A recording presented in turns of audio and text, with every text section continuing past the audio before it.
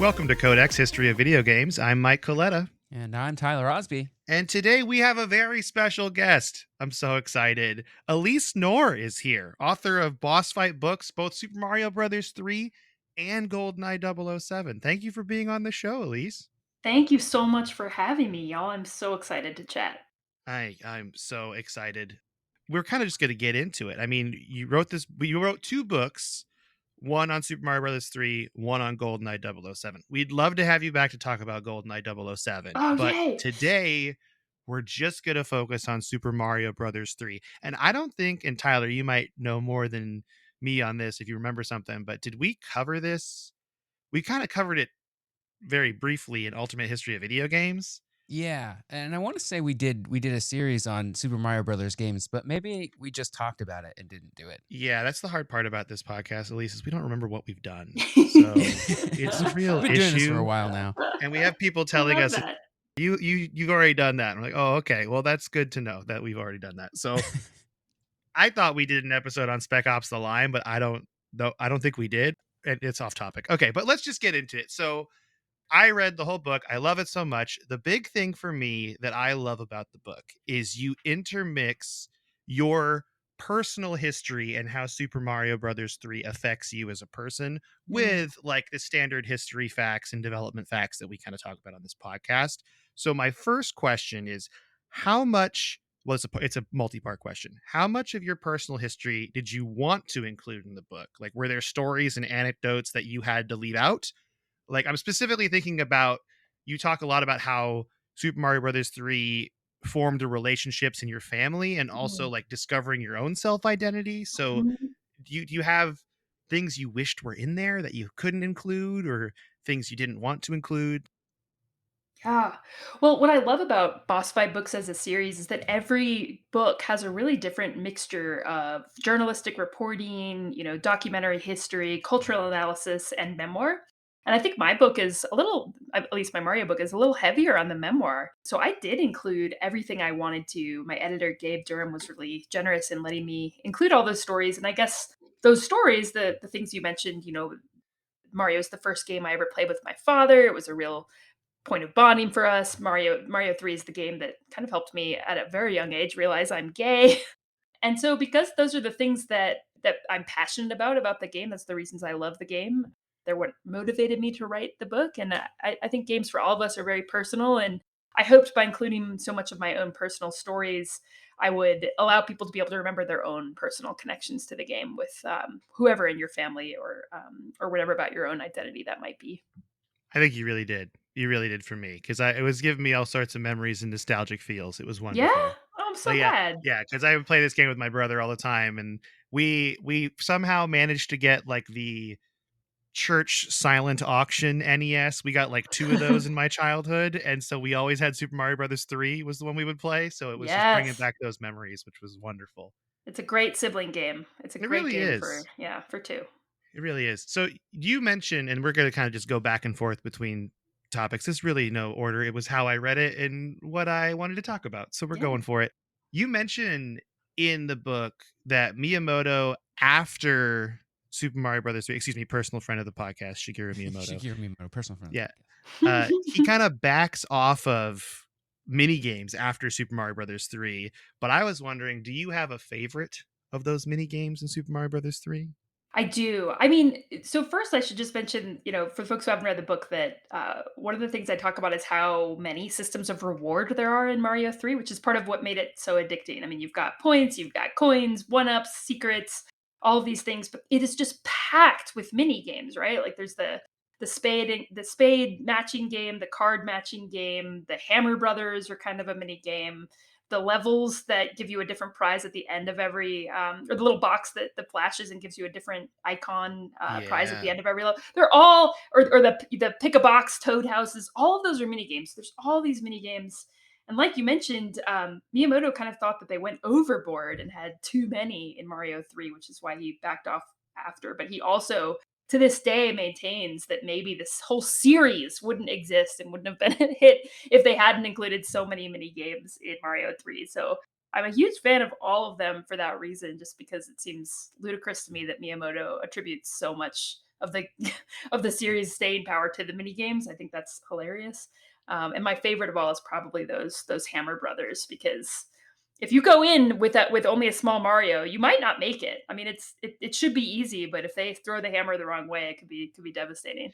Oh yeah, it builds so much tension. Even for Yes. me, it was me and my brother just playing the memory, the card flipping memory game. Yeah. Like that got so intense. And I want to say I played this a little bit in college too, and it was very much intense in the same way. That sticks around. It's super it's super fun for me now because I'm playing with my 4-year-old just like my dad taught me how to play when I was 4. Now I'm teaching my 4-year-old how to play, and she can't really do much. Like, she kind of sucks at jumping, and, like, she's not good at the game, but she loves the mini games because I hand over the controller and let her just play them, and so it's actually really nice to have those different, ages the game can reach thanks to the mini games. Yeah, that's so great. How do you play it with like, cuz I know I mentioned it, you mentioned in the book that you played with your dad at like recently with like a USB controller and playing on like a laptop.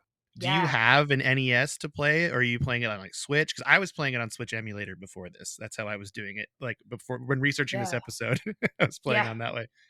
We got one of those, mini NESs, after I wrote this book, because I can't remember when the mini NES came out, but one of those that has all the games loaded on it, and so the controller for it is ludicrously short, and that's really funny because my daughter has to sit in my lap, and we have to sit right in front of the TV. I mean, the controller's probably, like, 3 feet long, it's tiny, and so we sit right there, and my dad is coming into town this week, and so we're gonna have the 3 generations playing Mario together for the very first time on Thursday. I'm really excited. I love that. That's so nice. That's so great. So I guess we should move because I'm trying to think. Did Super Mario Brothers 3 also have the one that was like where you match the shapes? Was that Yeah, it was like a slot machine, right? Like, you hit the yeah. button and kind of going down, and you want it to match, and form the perfect shape. Did we know if that was rigged or not, like a real I slot machine? Because I was trying to press the button. I thought you had to press it at a certain pattern point. I'm also convinced that if you sprint at the boxes at the end of the level, you will always get a star. I think that's That true. Yes, that that's is true, true. right? That is But true, was there yeah. something like that for that slot machine game? I'm not sure. There's still so many secrets, I feel That like, of the I don't game. know. Yeah, yeah. Do they I mean, because they let you win a certain amount, so it might be fixed Vegas style where they want you to get that rush and feel really excited when you win the first time, and then you'll never win again. Yeah, I mean, clearly that's the way they get you. I have a theory on how that works, I think, and why. Because I feel like when I played this game as a kid on an actual NES, like I could nail that slot machine thing. Maybe I wasn't as good as I thought I am, but I'm pretty sure that I could pretty reliably nail it.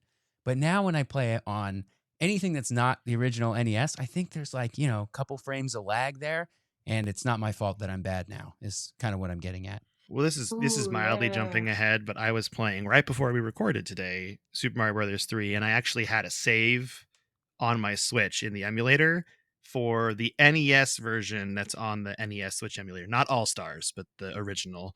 And there was like clipping on the right side where it would show graphics that weren't there. Like it was messed up, the emulator was. So it wouldn't Oh, surprise me no. if you play it now on an emulator and it's very much not the same. Like Oh, wow. yeah, which is kind of weird because it's the official Switch version, on the NES, and it's got this weird like clipping Yeah, thing in I it. think But it's input lag. Wow. it's input lag. That That's might what I be it. think. Yeah. My daughter wins pretty often just by very randomly hitting the button Maybe that's whenever the her heart secret. desires. I think it might be like a pure luck thing, you know? Might be, might be. Maybe the secret is chaos of just going for it Right, yeah. whenever, and that's what really wins it. I love that. So, do you have a favorite Super Mario Brothers 3 level? I feel like I might know what it is too, based on reading the book, but is it the boot level? Am I correct in thinking it's the Yes, boot? great guess. Like, I really couldn't, be objective at all in describing that level. It's just so much fun. I mean, first of all, it's in the best land. I think Land 5, the Sky World, is the best because when it opens up, you're kind of disappointed the first time you play it. You're like, "This level has, like this world has, like, 5 level like, where's the rest of the map?" And then you enter the castle and the rest of the world in the sky is revealed. So it's so much fun, to get that big surprise, but then the boot level is just ridiculous. I mean, it's so cute and it's so fun to be able to walk all over the enemies that previously you couldn't walk on top of. And Yeah, and it's just a weird one-off thing, Yeah, right? Like, it never shows doesn't up anywhere else. never shows up again. It's just that's it, and it's such an odd thing. Tyler, did you what's your favorite memory from Super Mario Brothers 3? Go. This is a pop quiz, With just pop off the quiz. dome. My favorite memory is I think probably the first time. So you know you can warp whistle to World 8 and you got to fight do the tank thing. Like there's all the like the Bowser like lava level stuff. And then after you finish that, which I thought previously had thought would be the end of the game, there's a whole nother world where you can't even see the map. This is spoilers for Super Mario Brothers 3 for anybody who hasn't played this 35-year-old game. And like you can even see the whole world map because you just have a little spotlight on Mario, and some of the levels are like that, and they're extra hard. And It's yeah, so Dude, scary. yeah, It feels like you're, like, trying to sneak around World 8 while a spotlight from like a prison-style spotlight is looking for you. That's how it always felt to me. yeah. And then Bowser knows you're coming, so you know Yeah, you it's know very he's ready. creepy. Yeah. I was gonna mention this in what you've been playing, but we're already here. That's where I left off Ooh, when I started playing this morning, just to get a little refresher of the game, is I was at the tank part and I beat all that stuff and the lava stuff. I'm like, that's not that bad. And then I just hit those levels like right before this, They're like right really before we hard. recorded, and they're super hard. so hard. I had to P-wing through two of them, and now I'm at the castle, and I'm like, well, I can't do the Yeah. P-wing through this, so I don't know what to do.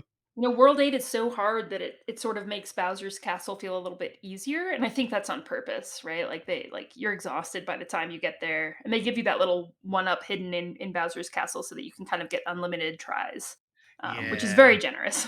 that is true. I think I'm on. Is it so? I'm on the mini castle in the middle of World 8, and Yeah. that also has a one up in there too. So if you go get that one up, you're just like, okay, I can just reset every time, which is kind of cool. I wanna ask you guys something about World 8, which is that my dad always beat the 2nd level, the Navy level, where you're on the ship in the lava. He always beat it by as soon as the level begins, jump into the water and swim underneath the ships the whole time. Is You that can widely do that. known? Yeah, okay, so I was wondering You if have that's to just you have something to everyone mash the knew or if it button was like really fast and not die doing that, right? you do, but it's not that bad. It's Really? easy it's certainly easier than trying to dodge all the bullets and everything. I have been playing this game my entire life, and I did not know you Give it could a do that. try. Give it a try. I'm It feels I'm like you're about cheating. to. I'm about to. After this call, I had no idea you could do that. Wow. Okay. Well, I'm excited, but I'm also kind of sad that I didn't know that But already. isn't it cute that we can be like, here, I'm 36 years old and I'm like, well, my dad beats it this way. Like, have you like on Father's Day? It just feels very sweet to like that the game has that kind of lore built in, that you can still, I mean, however many Yeah. years later, just be this excited about little tricks and secrets. Well, we're gonna get to something later on that I completely forgot about that your book reminded me of, that made me like just so I was reading it and I just got super excited while reading. It's like, oh my gosh, I completely forgot about this. But we'll get there. We'll get there. That's some suspense we're building. So we mentioned the difficulty just now, though. This is kind of a good little segue. One of the things you start out in the book talking about is how good Super Mario Brothers 3 is at teaching you what you're Yeah, doing. Just even and in teaching you not through text, but just like showing, not telling.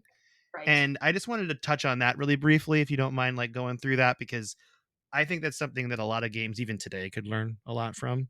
Oh, for sure. Yeah. I mean, so they didn't have the luxury of text. And so the very first level needs to teach you all of the game's mechanics. And it sort of is modeled off of the level 1-1 from Super Mario 1. They both do an amazing job of just by the environment and the obstacles and the order in which they reach the player, teaching the player how to play.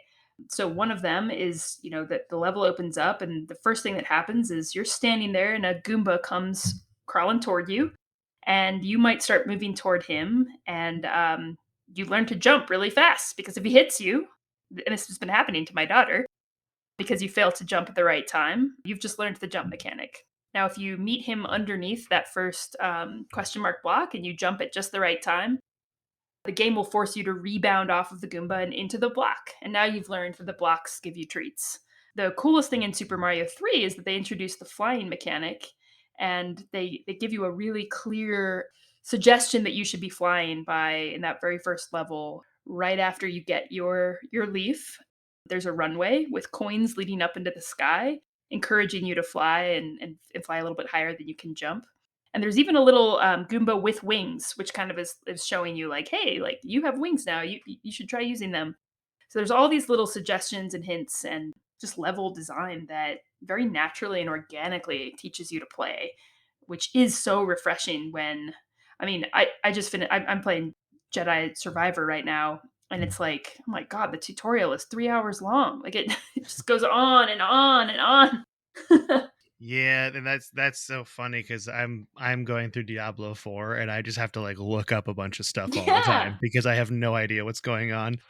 Even though it's I love rough. Diablo 2, it's just like old man gamer here turning on the internet to see what's going on. Turning on the internet? I'm making this worse. Wow, Okay, let's that's keep old man going. gamer too, turning Yeah, it on the really internet. is. Oh yeah, I'm turning on the internet while I play Tears of the Kingdom. Like, there's so much Oh stuff yeah. going on, and I've oh man, it's very I'm excited overwhelming. to talk about the what you've been playing segment now because Yeah, yeah. we clearly are all playing the same games. Okay. So I think that you also mentioned in the title screen that if you let it sit there, it like teaches you too, Yeah, the which attract is mode. Yeah, they just teach you, which is something that is just I don't even think as a kid I noticed it. I just kind of did it such a good job that I was just like, oh yeah, this is I felt like a genius, when you're playing as a kid and you figure something out in a video game, and it does a good job absolutely. doing that. Absolutely. And Miyamoto waited until the whole game was already finished before he designed the very first level because he knew that he wanted to go back and kind of know what he was wanting to teach the player in that very first interaction with the game.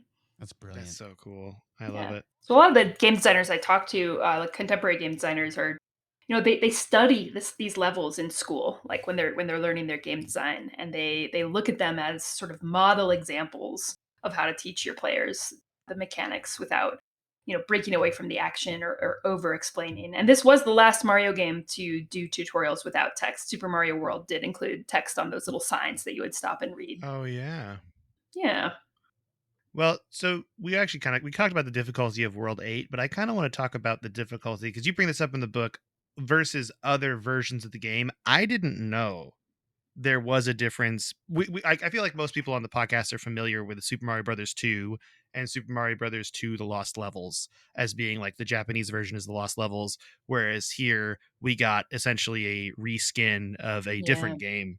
Right? Yeah. That's like a pretty common story, but I didn't know that Super Mario Brothers 3 was different in Japan versus here. And it's just that minor difference of if you hit an obstacle here, like in the American version of SMB3, then you become like the next level down. Whereas if you hit Mhm. an obstacle in the Japanese version of Super Mario Bros. 3, you just become little Mario no matter what. Right, right. So you could be wearing your fire suit, and in the Japanese version, you'd go from fire suit to Little Mario, whereas in America, you'd go from fire suit to Big Mario. So it gives See. you one extra round of hit in America. I think like the Japanese, as they were designing this game, or while it was being localized, there was a thought that American gamers were not as good as Japanese gamers because they didn't have a crash the way we did, right? We had the Atari crash, and so the gaming industry and games in America still felt like they had been revived and were new again in 1988, 1990 when the game came out in North America. And so, yeah, I guess the localizers thought, hey, those poor Americans, they haven't had as much experience as the Japanese. We need to make this a little easier for them.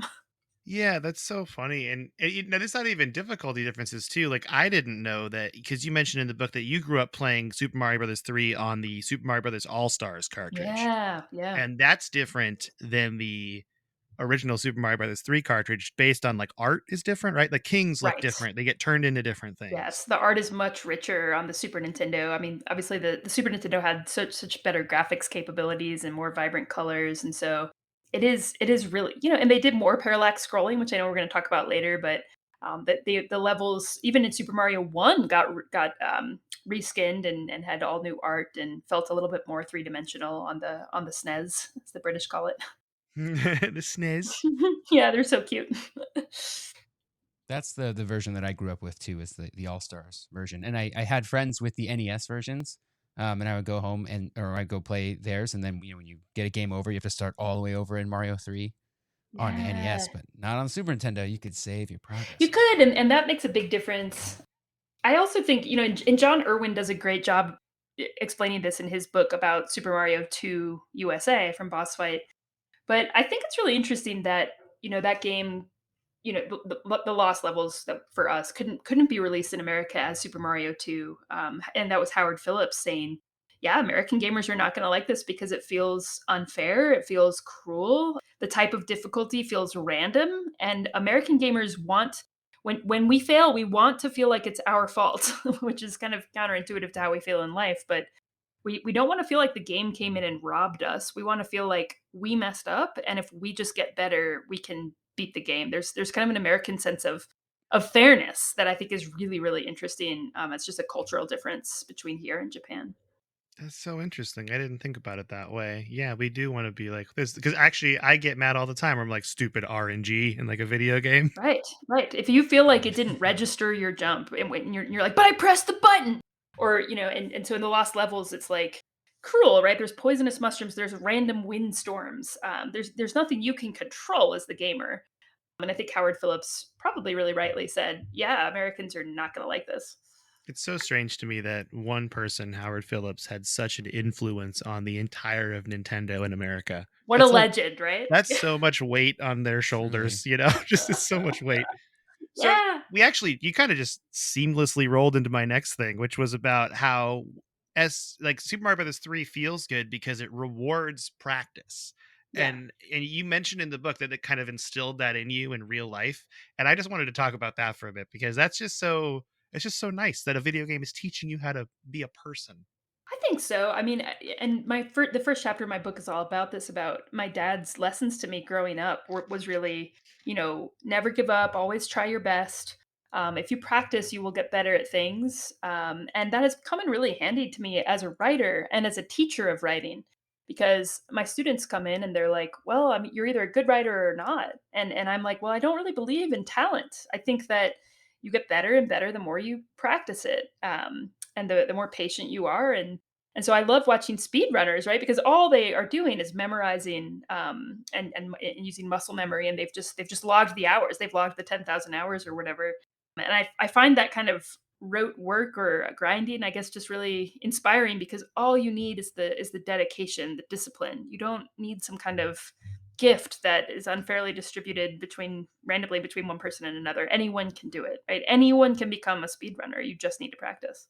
That's so nice. Yeah. Do you have a favorite speed run you like to watch other than Super Mario Brothers 3? Like, do you have another game that you like to watch The people speed run? GoldenEye, and we could talk about this on the GoldenEye episode, but the GoldenEye speedrunning community is so much fun. They have so much rich folklore and storytelling, and all of these weird hacks involving like staring at the sky or at the ground while they run.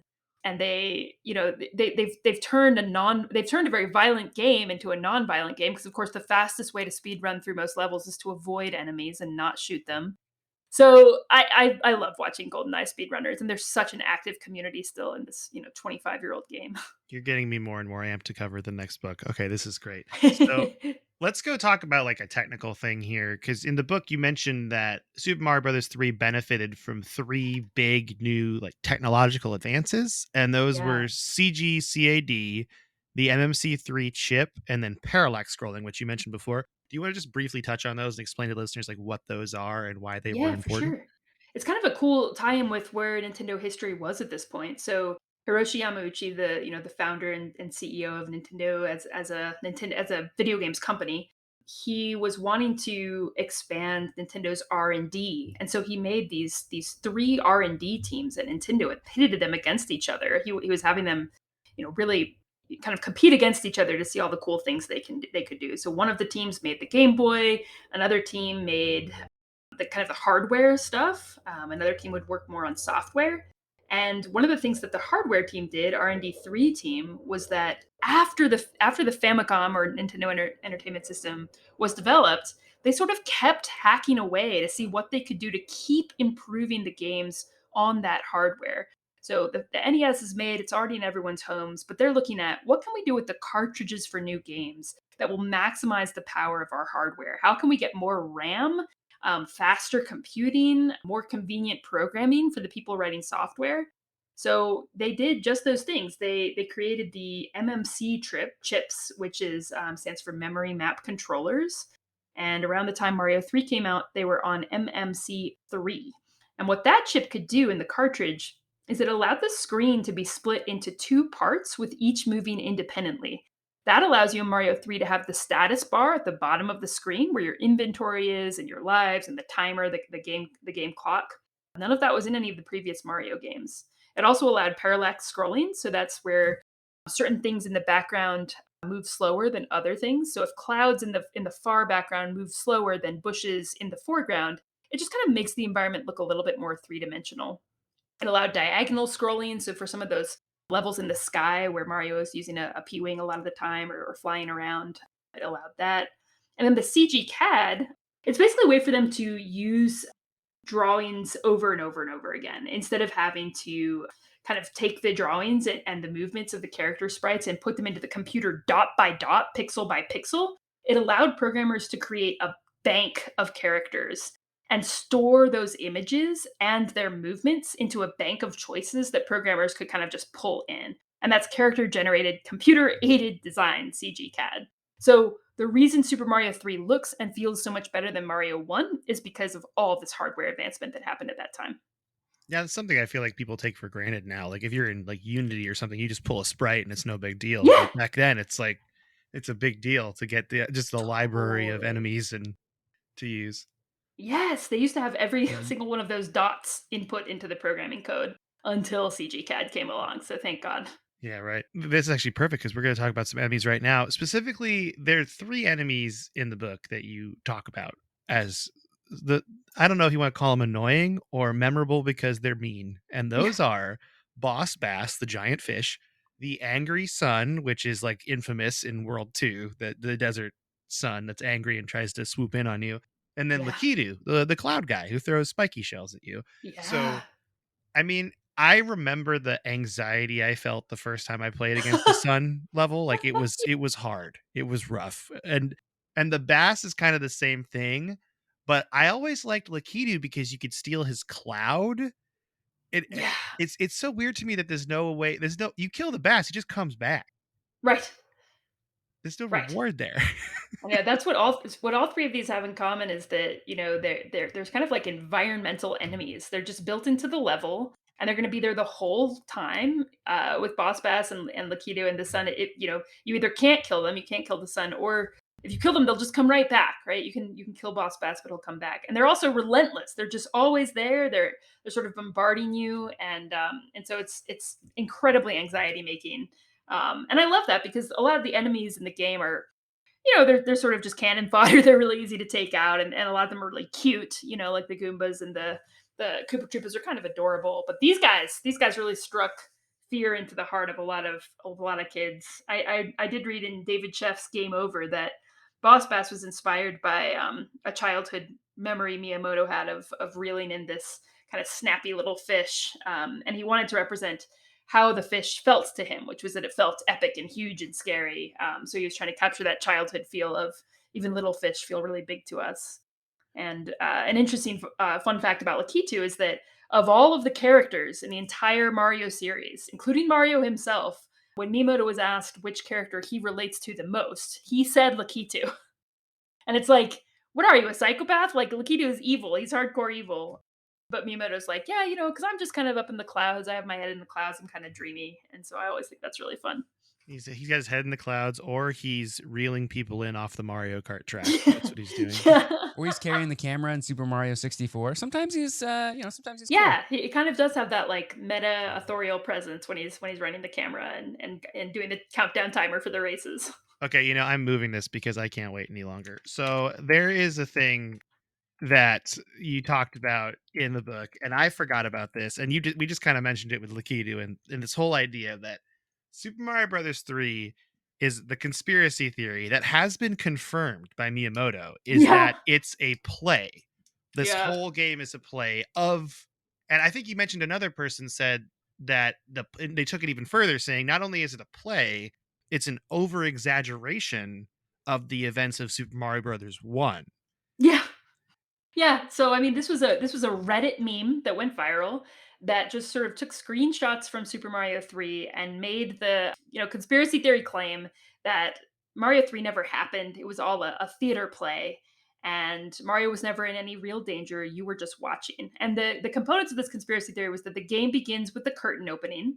The different elements on the screen, like the blocks you stand on and jump on, and some of the bushes have shadows, so they look more like stage props. The blocks are sort of bolted onto the background. When you finish a level, you exit into that little black area, which looks like the end of a stage set, and you're going off stage.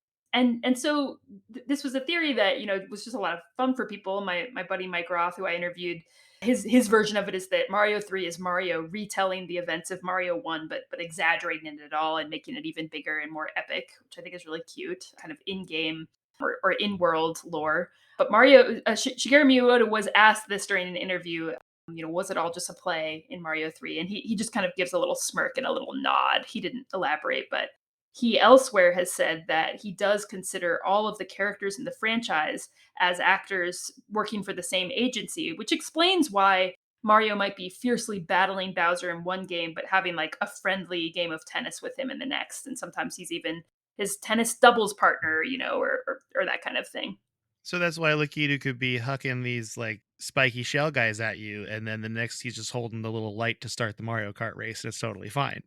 Totally fine. It's Yeah, just a we're all different just role. we're all It's the just same hanging actor. out. I mean, sometimes Mario plays a doctor, sometimes he plays a golfer. Like, he's kind of just an actor. And in my book, I talked a lot about how this would fit into a huge tradition in Japanese folklore and Japanese culture of kabuki theater, and having this sort of having these animal costumes and performances, and even kigurumi, like the sort of Godzilla suitmation movies and things like that. All of that is a big part of the culture and a big part of the, I don't know, just yeah, the world of Mario 3 that makes it so fun. Those costumes are legit.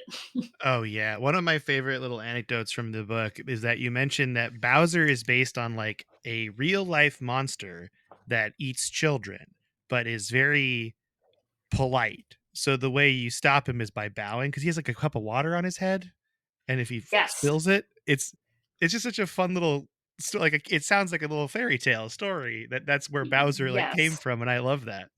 It gets actually a lot weirder than what I put in the book. So there's two origin stories about Bowser. The first is that Shigeru Miyamoto had watched this 1960 anime adaptation of the classic Chinese novel Journey to the West, and there's an ox demon king named Alakazam the Great, that's the name of the anime, is Alakazam the Great, and so he modeled him after this ox demon king.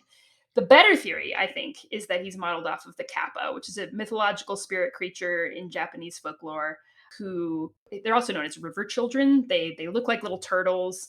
They're tricksters. They like to eat children. And where it gets weirder, that I didn't include in the book, yes, you can defeat them by bowing to them because they keep a cup of water on their head, and if you bow to them, they are very polite. They'll have to bow back, and they'll empty the cup of water on their head, and then you'll get their power. The other way you can defeat them is by farting on them. So they hate human farts. And this is my theory is that maybe Mario's ground pound attack is actually a fart attack. The Kappas themselves are very good at farting, and if you look up, like, there's woodblock art from like the 19th century where they show these Kappa, farting and creating typhoons that knock people out of their boats. I mean, it's just all very bizarre. In Japanese, there's actually an expression that means a kappa's fart, and it's used when talking about something really easy, like it was a piece of cake. It was a kappa's fart. Now So I there, have a yeah, life goal of what I want to get as far as pictures and artwork in my house. So that's great. yes, yes. They love. I mean, it just gets weirder and weirder. Like these kappa, they love to eat cucumbers. They also love to eat human souls, which they take out of your butthole. They steal your soul out of your butt and then eat it. So yeah, just Google kappas, everyone. It's a trip. It's a good This time. I'm on the Wikipedia page right now. This I is mean, wild. yeah, Yeah. this is the kind of fun origin facts you want to know about because you also mentioned, and this isn't. We'll just brief mention this because I don't have this in the notes, but you go into Tanuki, Oh yeah, and the like that's Tanuki. the whole thing is itself. As far as like in Japanese folklore, they have very Yeah. large testicles, and that's like a thing in the folklore, which is why in the art you see that all the time. They have enormous testicles. I mean, I have a video game history TikTok channel, and by far the video that's gotten the most Views and likes is the one about the tanuki testicles. They use their testicles in folk art as, parachutes and nets and weights and all kinds of things. But it is pretty funny to me. I'm gonna make a video about this soon. But according to Japanese legend, what we're saying here is that Bowser does not really want the princess. He wants to steal Mario's soul out of his butt, and the only way Mario can defeat him is to bow down to him and fart on him. That's hey, it You heard it first tracks. here. It Yeah. tracks. Also, what's the name of your TikTok channel? It's just my name. It's just Alyse Knorr, and I've just been posting random Mario 3 and GoldenEye lore. The more prurient, apparently, the more popular. So, Hey, it's the internet. yep. I love that though. Thanks for going. Yeah, so let's actually talk about this because you kind of just mentioned the aura of the origin of the Koopalings with the Kappa, but the localization differences in the game and like the choices they made. Like for example, we kind of all know like the names of the Koopas, right? Like Iggy Pop is like one of them as an inspiration. Yeah. But you also mentioned in the book that there you can tell the localization differences even in how Peach in the US ends the game with making a joke Yeah. about the Yeah. princess in the other castle. But the thing I love the most about the localization conversation that you have in the book is you talk about the letters that Peach sends you and how they are so unromantic. They are just Oh, not yeah. romantic at all. They're all business. They're like business letters. Yes. When I played the game as a kid, and this is kind of how I started realizing I liked girls. I just loved getting those letters from her because it was like a letter from a princess to me. And so I assumed as a kid that they were love letters, and I don't think I was really reading them too closely because I was playing Mario before I could read with my dad. And I just felt like, wow, this princess is sending me all these love letters. Now, as an adult, when you go back and play it, she's like, all right, this is where the whistle is. Like, you need to do this to defeat your enemies. They're like memos, they're like business memos, very professional, not an ounce of affect in them. Like notes in a Dark Souls game. Yeah. Yeah, right. This is like a big one for me because I got really excited by the people that you interviewed as far as like dream guests for our podcast someday too. You Yeah. spoke to both Howard Phillips and Gail Tilden, and Gail Tilden we've talked about on the podcast before. She helped found Nintendo Power. Like she's the one who Yes. made Nintendo Power. Yes. And what was it like just interviewing those two big figures in video games? Because they're huge figures in 90s video games, these two. It was, I mean, it felt really, really cool to me. I was really, really grateful to be able to talk to them, not only because they're so legendary, but because, this is a book about a Nintendo game. So no one from Nintendo would speak to me. It's not allowed. They don't speak to journalists except under, really, really strict circumstances. In fact, they threatened to like sue me if I wrote this book. And I was like, this is crazy. You can't sue someone for writing a book about a video game that Yeah, you you made. can't do that. Yeah, so I was grateful that, because they were on the American side, they are looser and they don't work for Nintendo anymore. So they were fine chatting with me. And it was, they both are very busy people. So they were like, you have 30 minutes. And so I really tried to get my life together and be prepared with some good questions for them. And yeah, they've told these stories a few times, right? So I wanted to make sure to ask them some new questions and get new perspectives. And it was very generous of them to speak with me. I'm very grateful. Nice, yeah. The one thing I loved about the Nintendo Power conversation too is how important it was when that issue 13, volume 13 of Nintendo Power, which we'll just do this question now. Do you still have that volume? Because you mentioned that in the Oh my book. gosh, I wish I did. I wish I did, but I have no idea where it is. I'm afraid my mom threw it out at Oh, it happens, some point. I still don't Yeah. know what happened to my Sega Genesis. It's just one of Oh, those it's things. terrible. Yeah, It's it's terrible. terrible. But I love how in the book they mentioned that when they made volume 13 of Nintendo Power, which is essentially it's an 86 page guide of the game, the whole game, right? Yeah. It's epic. You get to the end, like world 8, and it just says you made it to Bowser, good luck. And Yeah. because they don't want to spoil They anything. right, they were really serious about spoilers, and I think what's important for, like, younger generations of gamers to realize is, like, yeah, there's no internet to look any of this up. You have to subscribe to the magazine. How utterly genius of them to create a magazine that kids paid money to subscribe to advertising, basically. That was what Nintendo Power was. That's what they figured out. You pay us to advertise games to you, which is also what the Wizard is, which I know we'll talk about later. But yeah, I mean, it's brilliant, and I think some of the just creativity that they were using in those early days for their marketing, because Mario 3 had one of the biggest marketing campaigns of any game in history. and some of the creativity with which those marketing people were thinking about not just marketing individual games, but we were still recovering from the Atari crash. So how do you market the industry so that people don't think it's a passing fad, so that people will invest money in this again? Things like, in the early Nintendo NES games having really realistic box art. So instead of showing, these beautiful Atari game art that look like faraway worlds and paintings of spaceships and all these cool things, you're just going to see the sprite. You're going to see the 8-bit crappy sprite because we don't want to oversell this to you. We don't want you to be disappointed when you get it in your system. They were really thinking about things like that so that they could sort of revive the industry as a whole. And Yeah, that to me is impressive. That's a lot on your shoulders. and that's why it's called the entertainment system because they don't want people to think it's a gaming Exactly. console. So yeah. Exactly. Yes. Yes.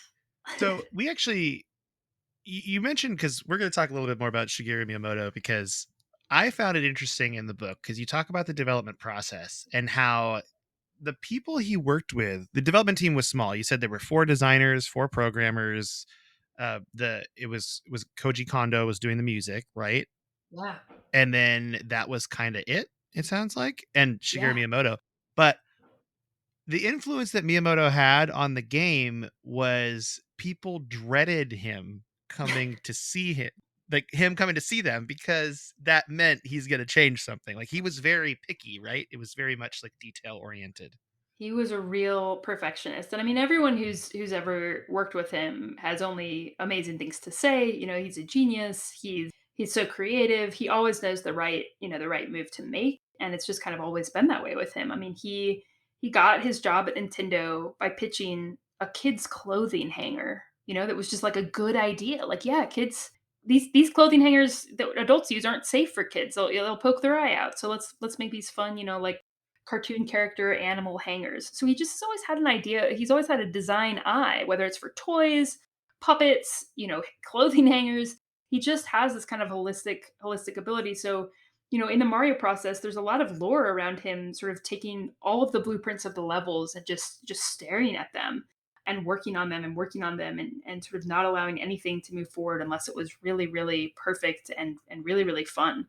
And he was named head of after Mario 2. He was named head of R&D 4, a division created just for him to make games in.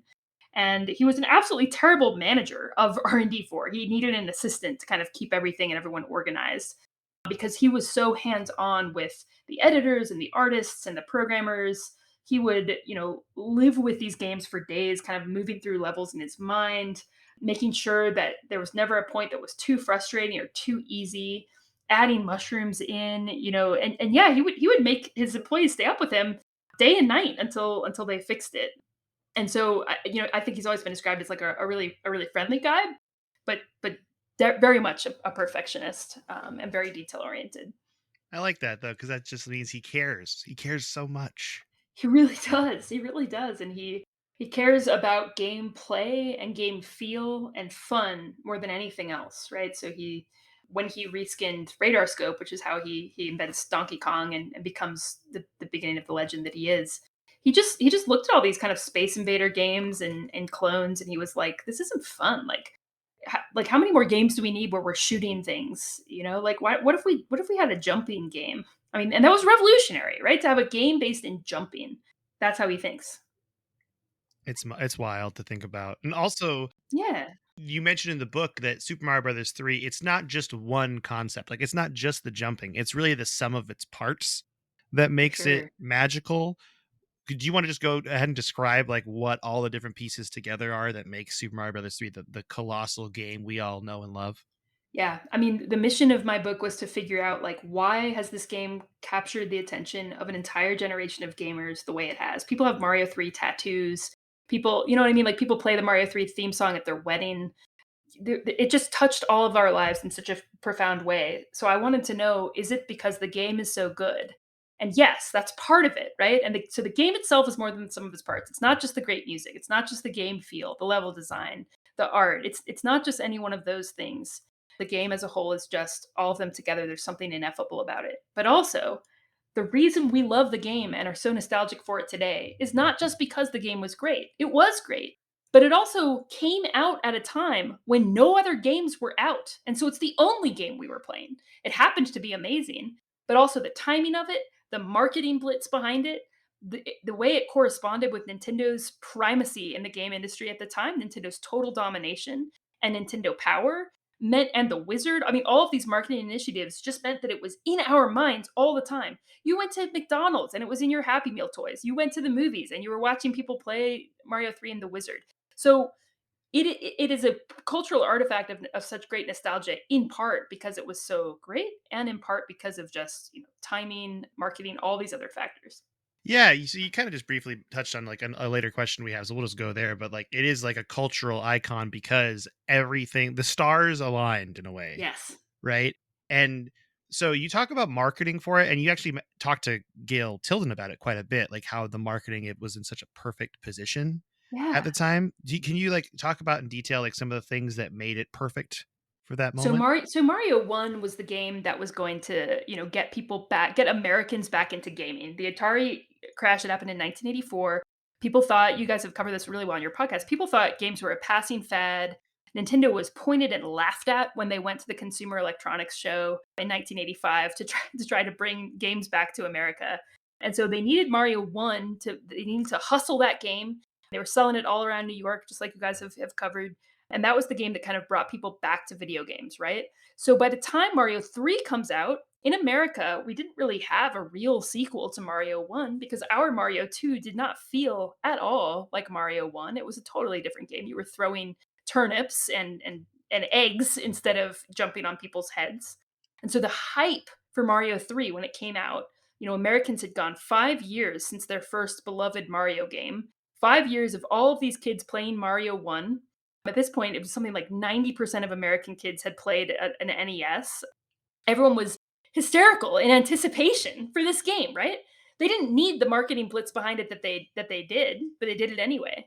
So it was the timing of everyone being so excited for Mario to come back, but also and gaming in America just being the absolute number one form of entertainment for children. So any game that was good that they released was going to be great. It just happened to be the long-awaited sequel, a beautiful, perfect game. I mean, all of these things.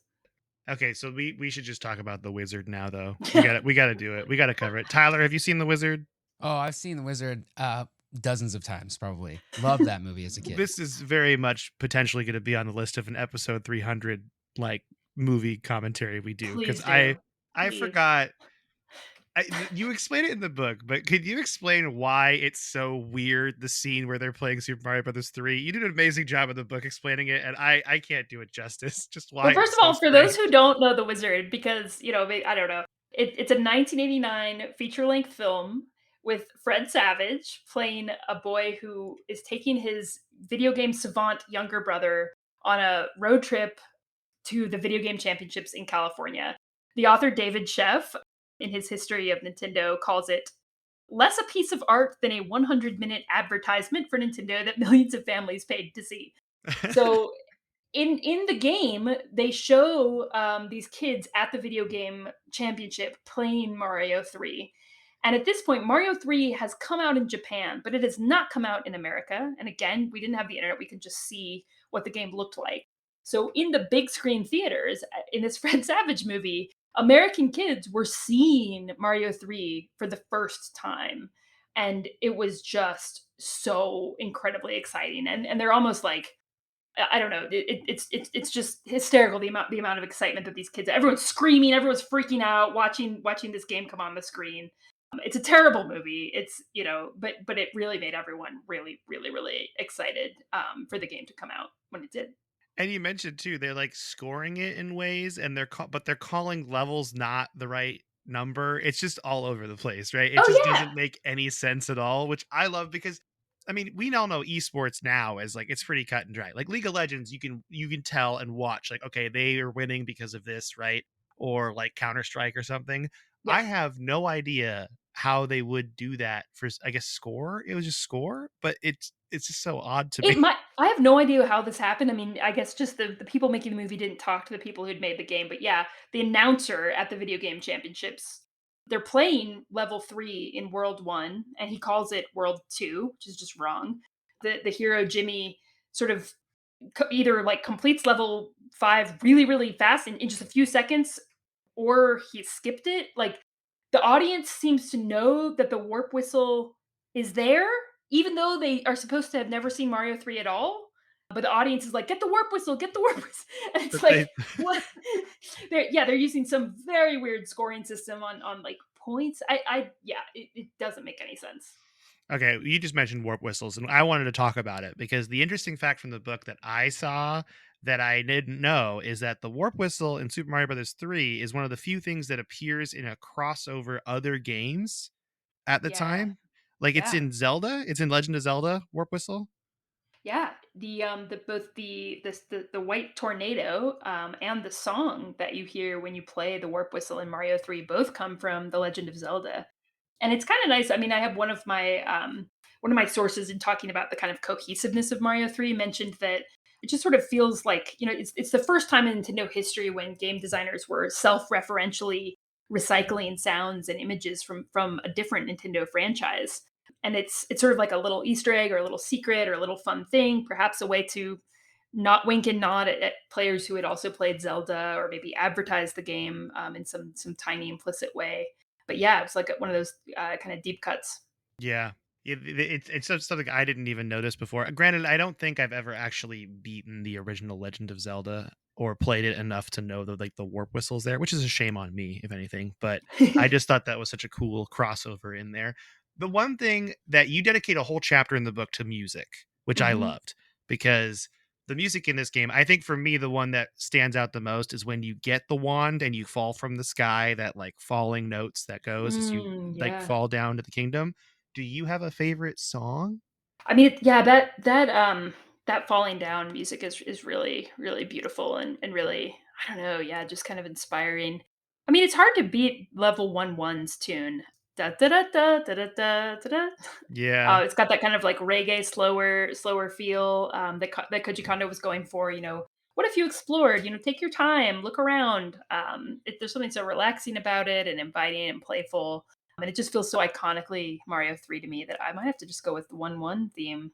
that's fine. I mean, and the cool music fact that I again didn't know at all is that the music is timed itself to the system clock, so you can play the game with your eyes closed. You said in that, right? Yes, Right? There are yeah. people I that mean, do that. I can't, I but can't either, but there's people that do yeah, that. I did interview the person who holds the world record for a blindfolded speed run of Super Mario World, not 3, but he does a lot of speed runs of the Mario franchise, the early Mario franchise. And this person told me, most of the movement in these games, these early Mario games, is timed with the rhythm of the music for speedrunners. They use the music as a way to time when they need to jump. I mean, Koji Kondo has kind of always really gone for music that fits the movements in each level and the gameplay in each level. So this shouldn't be super surprising. But I wrote a separate article about this for Kotaku because I couldn't fit it in the book. But I interviewed a ludomusicologist at Michigan State University. He specializes in game audio, and he has found that he's looked at how Mario 3 speedrunners use the game's music to keep track of which button to press at which time. He even took the game's music and added in, notation about the game's score, and sort of found that like a percussionist could play in time, like all the jumps would be in time to the game's music if you played the jumps like on a drum, which I think is so cool. That is really cool. I had no idea, and it's again just the team of geniuses that made this game that just and I think it's not an exaggeration to say that in that case. It's Like true. it's a wild time, certainly. Tyler, Absolutely. Tyler, do you have a favorite music from Mario Brothers 3 or any Mario game? I'm putting you on the spot. I'm really making you do pop quizzes today. I appreciate that. I really like the overworld music from Super Mario Brothers 3. That the At least in the first world, because I think they all have different songs, but I think the overworld music from the first one, because it's like feels like there's so much possibility. Like you see all the levels in front of you on the map, and you're like, gosh, can't wait to play all these. You know that's really good, Tyler, because the feeling of exploration is brought up in the book too, Mm, with especially the caves and how yeah. that was another part of Shigeru Miyamoto's childhood, right? Was that he went into a cave as a kid and like he wanted to get that feeling. And then you mentioned a personal anecdote too about going under a glacier in Alaska and getting that kind of feeling. Yeah. I mean, what I love about the Mario games is you wouldn't think of them as autobiographical auteur kind of games, right? I mean, this is a plumber defeating an evil turtle.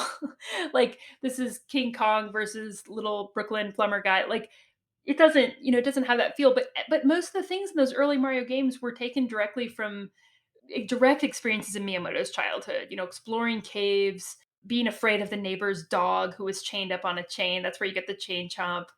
The way that his house as a kid, his childhood home, had sliding doors that you'd open the sliding door and there'd be a whole nother world on the other side. He's talked about the pipes, just coming from his experience walking around his hometown as a kid and just feeling the magic of walking through a tunnel and coming out in a different world on the other side. And I love that he wanted to capture that feeling of childlike wonder in his game, because obviously it's got this childlike feel of goofy characters and colorful, cartoony characters and things like that. But that core essence of exploration and going in another world and possibility being behind every corner is so inherent to the entire Mario franchise. And I love that that comes from such a personal place for him, but also one that we can all relate to as kids or adults in the case of me, spelunking around in these Alaskan glacier caves. Yeah, I love that. I also love that that's still present today. And like, I mean, Yeah. exploration is such a big part of Tears of the Kingdom and Breath of the Wild Yeah. that it's something that we all attach to and love. So Totally. I got a couple more questions left for you, and they're kind of there's some big ones, like because I Yeah. was trying to think of a way to like talk about this because on our podcast, and I think Tyler would agree with me here, it's a lot about nostalgia, right? Because that's the Yeah. nature of this, and for me, I've talked about Snowboard Kids and Perfect Dark as two big games that I enjoy and still claim are amazing, but I'm like, are they good? Is this just Yeah. me? And Yeah. I think Tyler's got Jaybird, right, Tyler? Oh, I got, yeah, Jaybird and Bomberman 64. That's right. Yeah. So we all have our games like this. And that was something that you touch on. And were you worried while like or not worried, I guess worried's the wrong term, but were you thinking about when you were writing this book, was Super Mario Brothers 3 that for you? Like did you ever have doubts like was this game as good as I remember? Yeah. I mean, I that's really the question that kind of drove the book.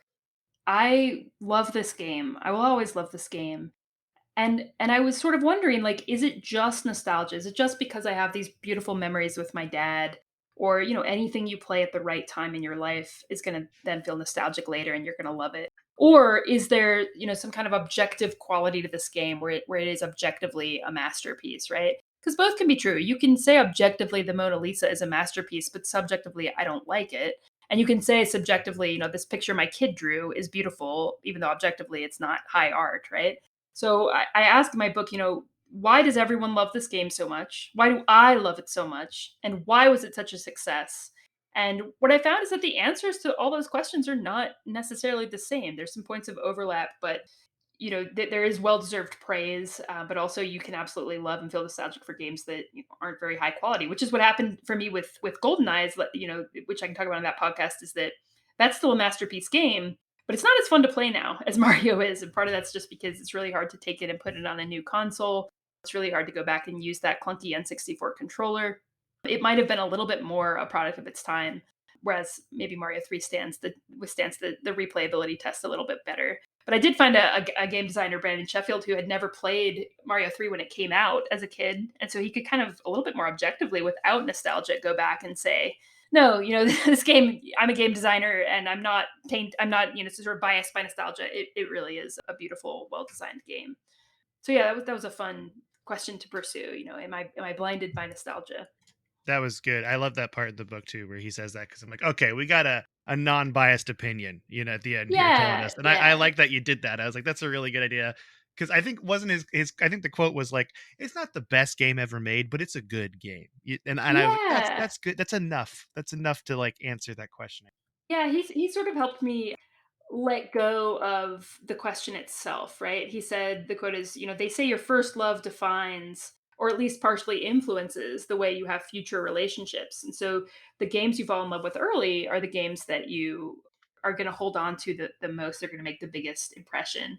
And so I tried to ask him, like, is it really, the best game of all time? And he said, I would not say it's the best game of all time, but it could be your best game of all time. And so you're allowed to decide that. That's a great answer. My last question here, and it's just a concept that I've said I've loved it. That's like the number one quote I say. I'm going to listen back to this in editing and be like, I said I love it a lot, but I really Oh, did. thank you. I really enjoyed you talk about how you identify in the book with identify in the game with every character. Like Mm, there's you have a part of yourself that you can see in Bowser, a part of yourself that you can see in Peach, a part of yourself that you yeah. can see in Mario. Did you know that going in, or was this something you discovered along the way in writing the book? I definitely discovered it. I mean, going in, I thought that I identified the most with Mario. Everyone thinks they're the main character in their own life story, obviously. And I sort of was writing a lot about how playing as Mario and rescuing princesses was so important to me as a kid. I loved rescuing a princess and a damsel because I was a closeted little queer kid, and I didn't know why that felt so good, but it was like I can rescue this princess, and then we'll live happily ever after, and we'll get married. But I was able to very safely do that with the avatar of a male character because I grew up in the South in a very religious home, and it wouldn't have been okay to be gay. So Mario gave me a safe outlet for that impulse to rescue princesses. As I was writing the book, I realized that as a kid, I probably also subconsciously identified a lot with Bowser because, again, being gay and being in the deep South and in certain communities felt monstrous. I felt like a freak. I felt like a monster that no one understood. But then also, as I was writing the book, I'm realizing that, part of me is also the princess, as a kid locked up, unable to be free and expressing my identity and my desires. So, when Mario me defeats the negative impressions of myself that I have that I'm a monster, when Mario defeats that monstrousness, he frees the inner princess me who's kind of locked up and crying in a corner. It's just a beautiful thing in the book, and I love it. And thank you for being with us today. Thank you so much for having me. This was so fun. It was awesome, and we can't wait to have you on to talk about GoldenEye. But before we go, we always do a what you've been playing segment. So are you ready? Yes, yes, please. Elise, what you been playing? I've been playing Tears of the Kingdom and Jedi Survivor. Ooh, those are two very different difficulties, I feel like. They really are. They really, really are. So you played Fallen Order, I'm guessing. I did. Yeah, I did. Do you like Dark Souls kind of games, or do you really just stick with the Jedi survivory kind of like this level of Dark Souls-y game? I think it's more for me about the Jedi stuff. I'm obsessed with Star Wars and Jedi in particular, and so I just love the world of it. And yeah, whenever I get really frustrated playing Tears of the Kingdom, it feels good to just be able to go like hack through some stormtroopers and button mash my way around. Yeah, Tyler has strong opinions about Jedi Fallen Order, which I love. And his favorite boss, Ogo I want Bogo, to the hear giant them. frog. It's too hard. I guess that boss is a boss I'm not supposed to fight till later or something, or you're Yeah, just supposed to skip it. yeah. But I got too frustrated and I uninstalled the game and I have not reinstalled it. You really rage quit. I really did. That Yeah, kind of goes back to Super Mario Brothers 3. Like that would never happen in that sort of like teaching yeah. environment that we talked about. So we kind of really all brought it back together. And that's wild because Mario 3 didn't have the luxury of like, switching in the middle of play from like normal to easy or master level or every game has that now. You can just kind of turn up the difficulty or turn down the difficulty. So yeah, I guess the point is they just don't make them like Mario 3 anymore, do They they? really don't. Like just old people screaming at a cloud. Let's just do that. What are y'all playing? Tyler, do you want to go first? Sure. This week I've been playing a little bit of Tears of the Kingdom. I've been kind of deep into Diablo 4, which I'm enjoying a lot, especially because it has controller support on PC, which Diablo 3 did Mm. not. And yesterday I just played the first hour of the demo for Final Fantasy 16. And I think Ooh, it's about 2 hours long, and I think your progress carries over when the game comes out, which is very cool. So I'm gonna probably finish that up later today. awesome. I just realized we're gonna completely lose you, huh? When Final Fantasy 16 comes out. I'm gonna lose Probably you. that's it. It's gonna be rough for Forever. me. It's really fun. The demo is like really a masterclass in how demos should be done. Oh, really? What's like what makes it so good? Just like it's teasing the right things, or Yeah, I think the opening segments that they give you are really good tutorials, and they kind of show you how the combat works, and like they show you sort of the potential of like, oh, when you get really good at this, you'll be able to do stuff like this. And then I think carrying your progress over from the whatever you do in the demo, like carries over when the game comes out, is brilliant because it's about 2 hours long, and I might not want to play that first 2 hours again when the game comes out, and now I don't have to. Yeah, that's true. Did the Diablo 4 beta when that came out, did that carry over too? I think it did. At one point they did the last like open beta they did, I think progress carried over, and maybe that was only like the thing where it was open for like a week before it actually came out, just for people who did the super expensive pre-order version. But all the like stress tests and other beta stuff, I don't think any progress carried over. I like that though. I like it when they carry it over and they respect your time in a way. Because as an Mm. adult gamer, you don't have a lot of time, and you don't Yeah. want to make it feel like you lost something that feels bad. That's why it's hard for us when we play these older games and I don't save spam like I should, and I get really upset when I die. Yeah, I've actually been playing pretty much the same thing. I've been playing Tears of the Kingdom and Diablo 4 quite a bit. I just beat the Water Temple in Tears of the Kingdom. Spoilers, there's a water temple in a Zelda game. Yeah, that was really fun. What's weird to me is I had a really hard time on the Lightning Temple boss, and meanwhile, I beat the Water Temple boss on the first try. Not bragging, I just don't know what's like the difficulty Wow. spike is different for everyone else, I think. Because I heard people say that they beat that, or no, the Wind Temple boss was the one I had a hard time on. And I had friends be like, that was the easiest one. I'm like, well, not for me, because I didn't know you could dive, I guess, and go through the I found Wind Temple very hard. yeah, that was it took me, I think, 3 or 4 tries to get to a point where I was steadily getting the boss in the second phase, and then it took me another 3 or 4 tries to beat the boss because I was just quietly screaming to myself in my room trying not to disturb my fiance about Zelda. So, that's what I've been playing there. Diablo 4 is great. I really like that you can just like seamlessly go in and play with your friends, and it doesn't Mm. you still get stuff, which is cool. It doesn't get your progress going, but you still get stuff, which is neat. And then I also played Super Mario Bros. 3 today, which I don't know how many times I've beaten that game, but I might have to try to beat it because I'm like on principle at this point with that castle. That's where I'm at. It's very satisfying. I forgot the cloud power up ends up like if you go past a level, but then you die on the next one, you go all the way back and kind of waste the cloud. And that felt kind of hurtful. It's rough. It's hard. It's a hard game. It is. Well, things you could do to support this podcast. All of our links are on codexpodcast.net. That's where our Discord server link is. That's where our Trello boards, where you can see our piles of shame. That's where our Twitters are. And you can send us an email on there. You can go to codexhistorypodcast@gmail.com. Alyse Knorr, thank you so much for being on the show. Thank you for having me, y'all. The author of 2 boss fight books, one on GoldenEye 007, one on Super Mario Brothers 3. They're available pretty much anywhere. I know bossfightbooks.com sells them as well, so you can go on there, check Yes. that out. Anything else you want to plug? I also write poetry, and so you can read any of my poems or video game writing. There's links to everything at AlyseKnorr.com. And that's ALYSEKNORR. That's me. Perfect. All right. Thank you so much for being on the show. And we're super excited to have you back to talk about GoldenEye 007. Thanks, y'all. And Tyler, do you want to say bye to everyone for today? Goodbye, everybody.